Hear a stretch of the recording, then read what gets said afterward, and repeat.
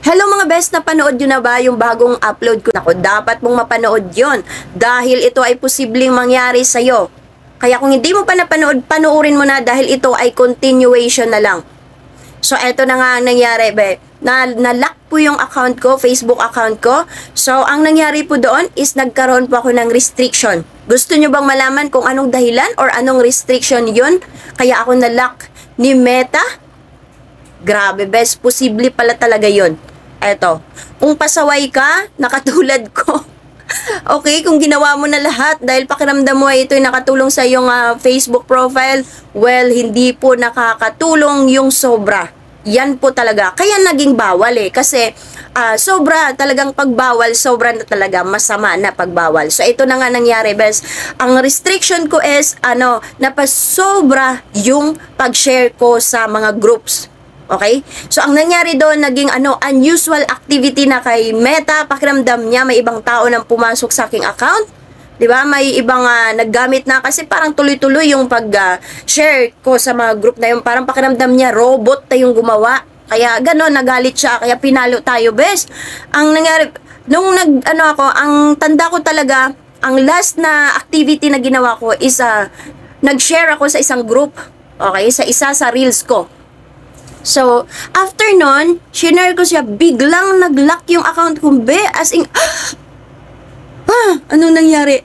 Para akong parang pakiramdam ko, para akong binuhusan ng malamig na tubig, as in, siguro ganito din maramdaman nyo, diba, ganun ka-importante yung account. Syempre, be, ganun ka-importante yung account natin, dahil, medyo makakatikim na tayo ng sahod, tapos ganun pa ang mangyari, diba? So, wini-wait na lang natin yung, minimum ni Meta.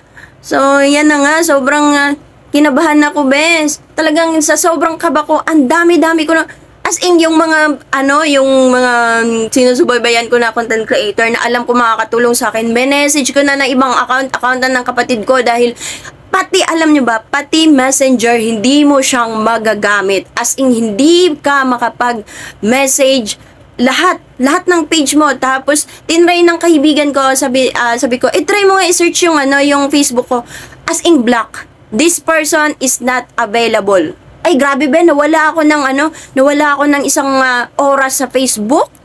Kalain nyo yun, di ba? Sobrang kaba-kaba na ako. So yun nga ang ginawa ko, medyo nagpanic tayo doon, be. Nag-message na ako lahat na, paano ko gagawin to, anong gagawin ko sa ganyan.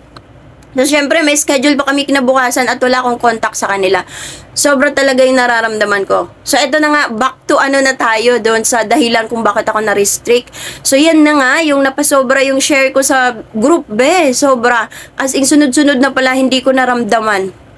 Kaya kung ako sa inyo, dapat aware na kayo dito, mga best, na pag sobra, bawal po talaga. Eto po yung ginawa ni Meta, talagang nilock po niya yung account ko. Sobra po ito na hindi ko talaga inaasahan. Pagkatapos nun, be, di ba nagpanik ako, di ba? So, medyo napaisip ako. Ginawa ko, inhale, exhale. Ganun pala talaga dapat, be. Relax mo yung sarili mo para yung utak mo ay mag-work ng mabuti. So, ayan, napaisip na ako. Sabi ko, i-check ko muna, analyze ko muna yung problema. Yan, kung ano ba talaga ang dahilan. So, yun nga yung restriction ko, di ba? Tapos, pagkita ko doon dito sa ganito, yan, kung makikita nyo, meron dyang kailangan mong ipa-review kay Meta. Yung may get started, i-click mo lang yan. So, nakalagay dyan, be, 29 days. Kung hindi ako nagkakamali, diba? Kasi hindi ko makita dito sa camera. 29 days, dapat ipa-review mo na yung account mo. Or else, may posibilidad po na ma-disable yung account mo. Ibig sabihin nun, mawala na ng bigla yung account mo, hindi na babalik. So, ayun nangyari. Ang ginawa ko, be, syempre, ready naman tayo magpa-review kay Meta. Kinlik ko na agad yung get started.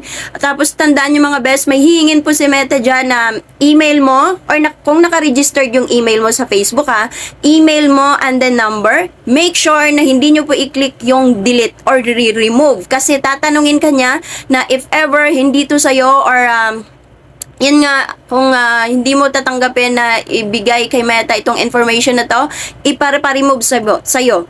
ang suggest ko sa'yo, wag mong remove, okay? Kasi sa'yo yan di ba? Hindi ka naman na-hack. So, click mo yung don't remove, and then tuloy-tuloy mo na yung papa-review mo. Okay? So, after ma-confirm ni Meta yung email at cellphone number mo, okay na yung be. Ganito na ang mangyayari dyan. Yan, magko-confirm na si Meta na your account is back. Your Facebook is back. Yun, ganun lang naman kasimple. Kaya lang naman siya mahirap. Alam nyo kung bakit? Papanik agad tayo. Pakiramdam natin, ay, Diyos ko, anong gagawin ko dito? Ganon. Kaya, relax lang kayo. Alam nyo naman na lahat naman ng problema ay masolusyonan. Kailangan lahat ng problema i-resolve natin ng maayos. Diba?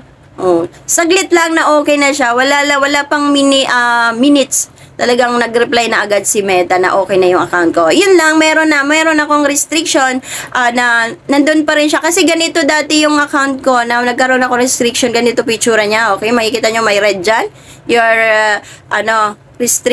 restricted account, 'di ba? So ganito na siya ngayon, okay na siya. Pero yung restriction meron po siyang 3 days. Yan, hindi ako pwede share sa group. Pero syempre, hindi ko nagagawin yun baka siguro gagawin ko sa isang araw, isang beses lang. Kasi napasobra pala talaga, Ben. So yan lang, shinare ko to sa inyo para ma-aware kayo. Okay? Hindi dahil makagawa lang ako ng content, hindi. Ginawa ko to dahil para alam nyo na bawal talaga pag sobra. So yun lang, kung nagustuhan mo tong video na to at meron kayong question about dito sa nangyayari sa akin, eto, mag-message lang kayo sa akin at sasagutin ko kayo kung kaya ko naman sagutin. So, kung nagustuhan mo tong video na to, wag mong kalimutang mag-share, mag-like sa ating video at syempre mag-follow ka na rin sa ating Facebook para updated ka sa next video natin gagawin.